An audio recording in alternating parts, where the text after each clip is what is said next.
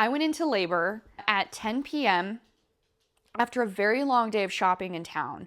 And I, in no way, shape, or form, thought I was having a baby within at least 3 weeks. Now, he wasn't early by any means in development, but he was early in terms of like how my midwife and I calculated my due date. I was absolutely convinced that I conceived at this particular time, but we must have conceived on the first try the month prior, because we were way off. So it was kind of a pleasant surprise, honestly. It's like I expected to just be waiting and being in so much discomfort and waiting and waiting and waiting, and that didn't happen for me. We got done with a long day of shopping. Like, it was kind of perfect. I had instinctually, somehow, I knew I needed to go get a massive amount of groceries, and I needed to put, plastic down on the mattress. I like somehow knew how to do all this stuff the day before I went into labor, which is crazy. But as soon as we laid down to go to sleep, my water broke, and it wasn't like a small leak. It was like that classic cliche, big water break. I immediately start crying. Again, it's 10 p.m. And it was just the most emotional feeling. And I swear I felt his hand reach down and grab and rupture the membranes himself. I'm sure that's not what actually happened. It was just, the sensation was so strange. It really did feel like he grabbed down and like grabbed the membrane bag near my cervix. I swear that's what I felt. So I called my midwife, and she's like, well, you might go into labor soon and you might not. Like, you really need to sleep, was basically the theme of our conversation. No matter what happens, you need to sleep. And so I laid down.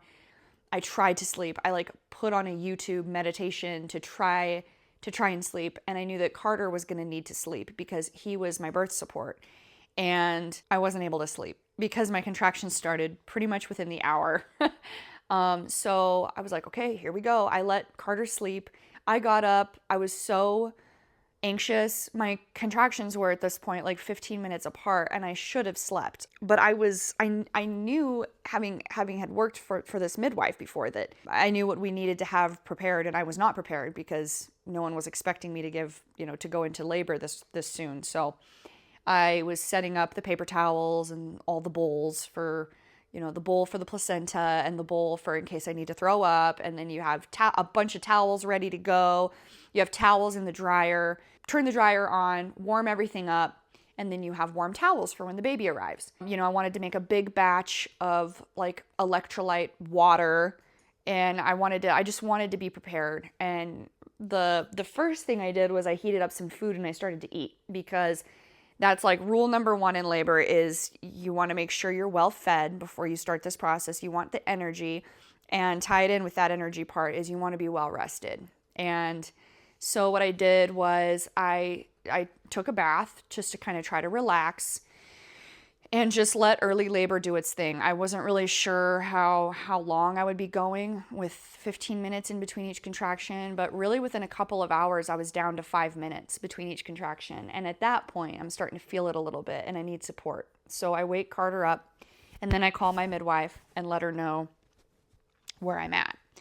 And she is about 45 minutes away. So with her getting everything ready and then getting her apprentice, they were there within an hour and a half, and I was really in labor. Things were marching along pretty at a I wouldn't say fast, like nothing like one of those super fast labors, but it was going along. It was a healthy, swift labor. And then I was doing well mentally. I was surrendering. I was accepting what was happening. And then something just happened, and it must have just been around active labor, like the start of active labor. I just shut down. I basically just decided subconsciously, like in my head, I was not capable of this.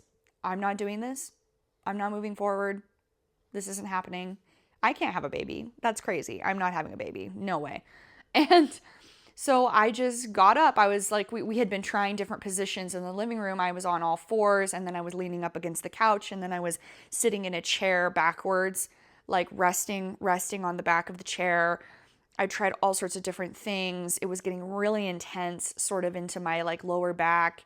And that was sort of what initiated the shutdown I was having. I was having a hard time moving around. It was like painful for me to move and change positions. So I just kind of got scared, and I was like, I'm going to go take a bath now. And my midwife was like, I mean, she's not going to tell me not to do something. Like, I'm, the agreement here is that I'm free to move about and I'm free to give birth the way I want to give birth. That's why I'm not in a hospital. So I just was like, yeah, I need hot water. I need pain relief. And I thought I was way more into my labor than I actually was. I thought I was deep in active labor, but I was like just kind of in the beginning of it, apparently. And so I was just very naive, but getting in the water sometimes too early can slow things down. And that's actually not an emergency. That's not a bad thing. As long as baby's heart rate is good, which his was the entire time. He remained at 140 the entire time. As long as baby's heart rate is good, like there's no problem. There's no emergency. So it's just the issue we were facing at this point was I'm running off of no sleep, right? I'd been up all day. I was exhausted already. And so the issue now, the whole theme of my birth experience right now is like, how can we maximize the efficiency of the situation while saving as much energy as possible? And by spending more time slowing down labor, that was kind of the idea. But anyways, my midwife was really cool about it. She didn't argue, she didn't, create a fuss or anything. She let me do what I needed to do. And so I took a bath. The problem with the bath is that it was so soothing that I refused to get out. I feel like I became difficult. I became difficult for myself. But then I became self-conscious that I was being difficult for my midwife because I wasn't moving the way that I had known that I should. Like I had all this knowledge and all this education, and I was meeting myself in this place of refusing to surrender and refusing to accept what was happening. And I was scared. But I wasn't like outward about it. It was just like I'm high on all these hormones, literally. I'm literally tripping, and I'm having these conversations with myself in my head.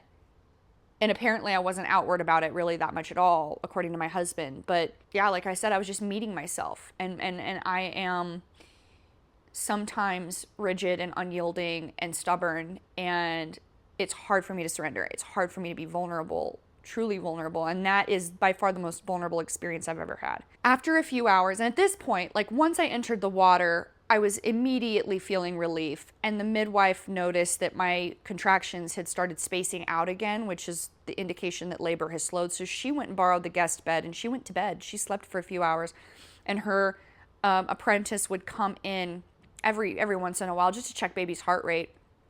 But she was sleeping on the couch, in between checking heart rate. And this is where it gets pretty blurry for me, but I remember my midwife finally coming in and being like, okay, it's time to switch things up. We need to get you moving. And I was like, I'm not moving. I can't do this. But eventually they got me out of the water.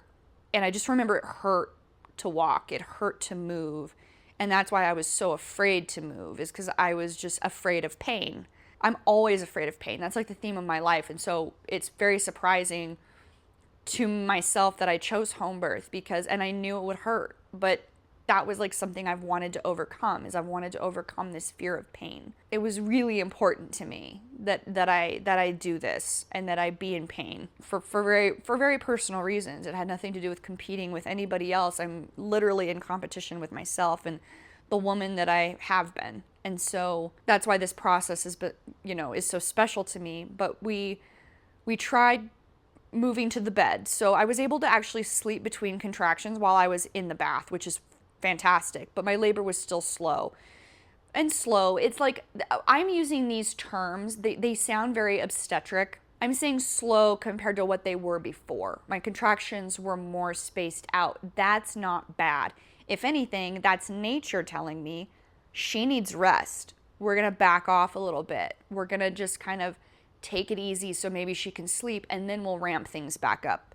All of this stuff is very physiologically normal. Again, my midwife is just working with what we have and trying to make sure that I'm taken care of.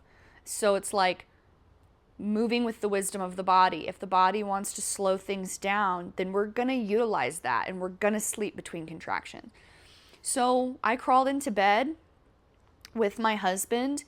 He just kind of spooned me and held me while I continued to labor.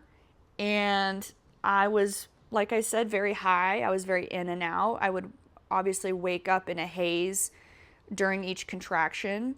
And my midwife told me, she's like, try to keep your vocalizations to a minimum because we want you to conserve energy. And I want you to just visualize with each contraction.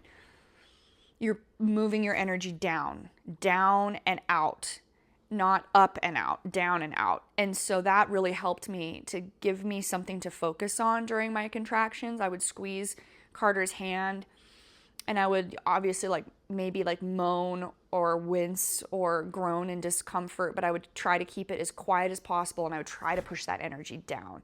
And that really helped me. And I think that was sort of the turning point to where I was like, okay, this really sucks, but at least I have some direction and I can push that down and keep it down into the lower part of my body. And after a few hours, I started to show some signs of moving towards transition. And that's accompanied by, hopefully this isn't TMI, but some bloody discharge, more mucus. At one point, I asked my midwife, because I've seen home birth enough that I asked her, I said, I'm having a lot of pain in the front around my cervix. Can you please check my cervical lip? And sometimes the cervical lip, this is more common in first-time moms, will get hung up over the head. And it's just nagging. It just, it kind of slows things down, again, using that limiting terminology that I don't want to use, but it's the only way I can think to really describe it. It can be really uncomfortable, and also it can hang, the head can hang on that lip for longer than we want it. And I kind of just wanted to see where we were at with that. So I did ask for that. So she was able to just go up in there and feel around, and that wasn't painful. But she was like, you've got time, we're going to back off of that. And she was so good to not be too invasive with me. She only did what I asked her to in the beginning. And then in transition, she was able to help me stretch, which hindsight was really important, but in the moment, I was really upset about it. Get out of bed, again, I'm fighting this. I'm like, I don't want to move. I'm scared to move. And this is the big theme of my entire labor, is just being so afraid to move and so afraid of the pain. And it actually wasn't that bad. It's just the way that my mind was sort of interpreting that made it worse, right? So these are lessons for next time.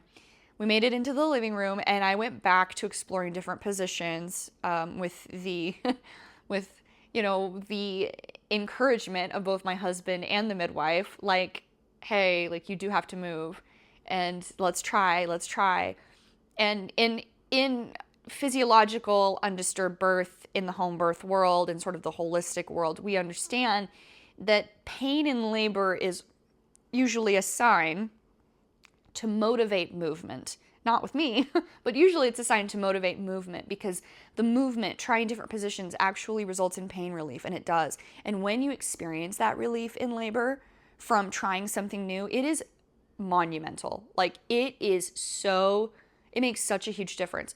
So once I started to do that, things kind of not only sped up, but they just seemed to go a little more smoothly. So I was on my hands and knees for a while, and then I was on a birthing stool for a while, and then I was on my knees leaning up against the couch again for a while, and then I was on my knees leaning up against a chair for a while, and while my husband's massaging me.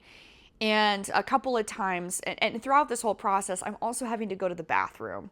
I'm also I gotta pee, and then having to move to the bathroom, which I absolutely hated. I hated going to the bathroom, but I loved sitting on the toilet. It felt like things were very effective and we're moving down on the toilet. The toilet's a great way to kind of open things up, So I just kept doing that back and forth. I just remember my sweet husband, and he fed me water between each contraction by the time I got to transition. And he had a bowl of ice water in it.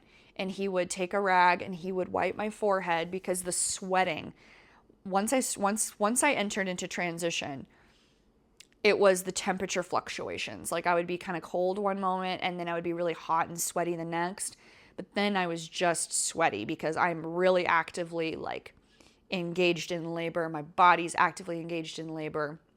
And so there's a strange thing that happens once you leave the sort of trance-like state of active labor, where I'm sleeping between contractions, and I'm getting a lot of rest, and I'm just letting my body do its thing. And then what happens is that oxytocin, eventually you get to transition and the oxytocin goes down and you can feel the cortisol and the adrenaline go up. And that's basically waking the body up, switching you out of that high hallucinogenic state and putting you in that place of like, okay, let's have a baby now, right? Kind of just the cascade of hormones, looking back, was just the most amazing thing I've ever experienced. And everything, the way we were created, the way we were designed, was meant for this purpose. And if you're otherwise low risk, just leaving things alone and letting it unfold. I'm just so grateful I had the opportunity to really embrace that, to really experience that. But transition was a whole different beast. So I am really feeling it. Each contraction is so intense, but the breaks are more relieving. Like there's no pain between contractions. Like the contraction is over. You're left with, like, obviously there's pressure and there's intensity, but you're left with a tremendous break, a tremendous relief. And that's where you take your sip of water. That's where you drift off to sleep if you need to. And transition's kind of cool in that the contractions will actually space back out again. You know, in the hospital, they would pathologize that and they would say, you know, your labor slowed, but transition is so intentional. And that spacing that happens between contractions is actually the body really gearing up to deliver the baby. I spaced out a little bit, just enough to where I could really relax and catch my breath. And I remember I started to push without needing to be coached. I remember I just had this feeling of wanting to poop, and it felt so good and it felt so natural to just let that push kind of come. Like I couldn't really hold it back. I didn't want to hold it back. It was like, oh, I have to push. And so I would push. And it would feel so good. And I did need help. My midwife did help me guide my pushes more effectively. Like she helped me to try to conserve energy, to help me breathe a certain way and push a certain way so that I was just not expending so much energy. And she had me visualize down towards my perineum. She was like, visualize your breath moving down to your perineum. And I was like, okay, I can do that. It got to this point where I could feel the exhaustion really coming at me. And it was kind of in this moment of transition where I'm actively pushing that I was like, I might not actually be able to do this. Like, what if I have to be transferred? Because I'm so tired. I mean, I was so tired. And I told my midwife that. And she's like, no, you can do it. You can do it. She was basically not putting up with it. Because you just don't know what you can do until you're in a situation like that. And then it's just amazing what happens. Every breath I took between contractions, I was so intentional on slowing it down. I was like locked in on, okay, slow, deep, intentional breath. Because by the time that next contraction comes, you have to utilize it. Like I was so laser focused. I've never been more focused in my life. Each contraction, he would crown and kind of come back in, and I would feel a burning, and we call that the ring of fire. I would feel a burning, and so my midwife would take hot compresses, a bowl of hot water, and she would put that against my perineum and over my vagina. And what I love is that my midwife took so much time with me. She took so much time in letting me stretch and letting me crown, letting my son crown and then come back and crown and then come back. And then each time he would crown a little further. And then she would ask me to hold my breath and hold the crown. And that would help stretch, and then she'd put a hot compress on. And I think that was the most beautiful thing that could have ever been done for me. Taking the time to let him come out. And the best part is that I was having not a really big baby, but a pretty big baby. I mean, he had a big head. And my midwife knew that I was having a big baby, but she didn't tell me that. She didn't scare me with that. And that's the difference between this model of care and, the alternative model of care, is that there was no reason that I couldn't give birth to a bigger baby. And had I walked into that believing that I would be limited, I feel like that would have negatively affected my birth and my birth outcome. I think that when we tell women that the baby's too big and their pelvis is too small and there's no real solid evidence to support that that's true every time someone claims it. So I'm just really grateful for that. I really am. I went in there naive, which is great. I think that it was really helpful for me. And so once the head was out, my midwife said that his eyes were open and he was looking around. She says, okay, the rest is easy. And so on the last possible breath left in my body, I swear it was the last contraction my uterus had left in it, I birthed my son. And I will say, immediately, I was still kind of outside of my body. It was so intense. It took a while for me to come back into my body. And I'm not going to lie, I was upset with my son for being so big. And I knew I was having a boy, but we actually didn't confirm the gender. So we really didn't know what we were having, but I knew in my heart I was having a boy. That was fascinating to see if it was actually true that that's what I was having. My midwife, I was on all fours when I delivered, and my midwife put the baby underneath me, and I saw his huge head, and I was just like, I'm not holding that baby. That baby's got a big head. There's no way. I'm mad at that baby. And I just think that's really, really fascinating. And then I look down and I see that it's actually a boy. And that's when I come to and I cry with joy. And I tell my son, I'm like, it's a boy, it's a boy. And he starts crying too. In that moment, everything that I had just been through was worth it. And it was humbling, though. It was really humbling because there is no easy way to give birth. There was, at one point, my midwife was like, it's too late for an epidural. And there are no epidurals in home births, but it was like, a cute joke. And I remember laughing when she told me that, because I was like, God, I could really go for that epidural right now. Like, I really thought that. And, had I been in a hospital and had I been offered, I may have said yes. And so I am glad that I was actually protected from that, which is sort of an interesting perspective to have, I think. I am so grateful. I remained connected to him the entire time. I could feel that he was okay. I could feel his strength because his heart rate never changed. It never dipped once. He was so strong the entire way through labor. He was stronger than me, and he's a little baby going through like an equally crazy trauma, really, if you think about it. And he was steadfast the whole time, and we were completely connected. And we were communicating in a way that, like, I don't really know that science understands yet. And I'm so grateful for that experience, because without all the disturbance and all the bright lights and all the noise and all the chaos and the shift changes, and without all that stuff, I think I was given the room and the space to really feel him, And so, I mean, that's how I knew in my pregnancy. That's how I knew I was having a boy without ever even confirming it. Like, I could feel it. The moment that he was placed on my chest, I cried. And I was like, that's not what I thought it was going to be. That was horrible. I was actually really upset about labor. And she was like, it's really humbling. And I was like, yeah. And I was mad. Ooh, I was mad at everyone.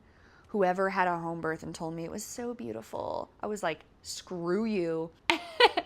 And it took me a few days to just process it all, right? And then what happens is you forget. My body was just like, my mind and my body, all those hormones, they buffer the emotional response to that sort of experience. And so I can't even tell you what a contraction felt like. I forgot. I'm ready to do it again. I'm ready to have 5 more.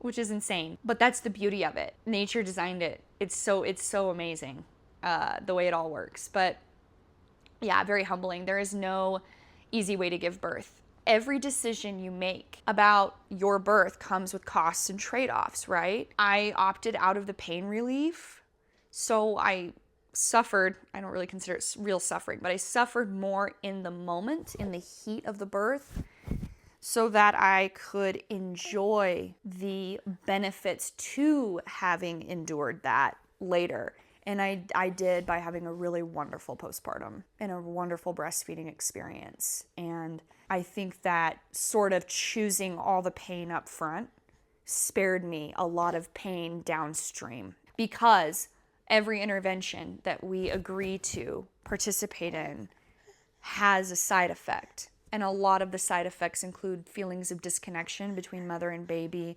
They include risks of depression, risks to breastfeeding success. So, I chose the path I chose intentionally, and I had the most amazing experience I could have ever imagined. Even despite it being the hardest thing I've ever done, it was still the most amazing thing I've ever done. I walk a little taller now. There's something about it, and it kind of makes me wonder why options like this are so actively discouraged. Like, we really are so disconnected from the birth process. And so that's why I think, a birth story like mine and just like so many others from the home birth space, that's why they're important. I think they should be normalized. I had the most amazing healthcare. The best healthcare I've ever had was my midwife coming and doing home visits with me after helping me deliver my baby at home. Had I never had to leave my house, never had to leave the comfort and the safety of my home, I'm just grateful for the whole experience. So I hope you enjoyed. Hope you maybe were able to learn something that you didn't know before. And if you have any questions, just let me know. Thank you.